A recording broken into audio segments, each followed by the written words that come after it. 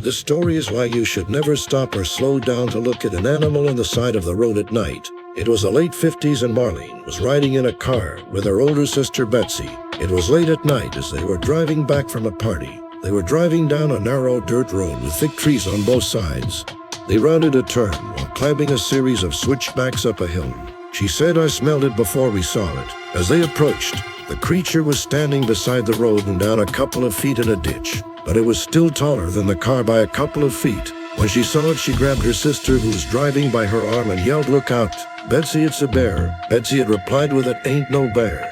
It stood there and they passed it. It looked like a very large, hairy man with hair all over his face. Only its ears, lips, and eyelids lacked hair. But what struck her as most interesting was that it had, or appeared to have had, no neck.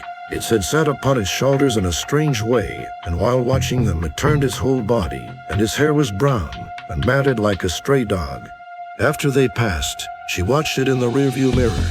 She later said, "It stepped up out of the ditch on the side of the road, and in one large step, it stepped all the way to the center line of the road, and in one more step, it cleared the road into the ditch on the other side of the road, and within 3 steps, it had cleared 20 feet into the brush and trees, and disappeared from sight." This whole time, she said she was holding her sister's arm, crying and jabbering. When they got home, they told their parents about the scary ordeal. Her dad went back down the road a few times at night to see what she was talking about, but he never heard or seen anything.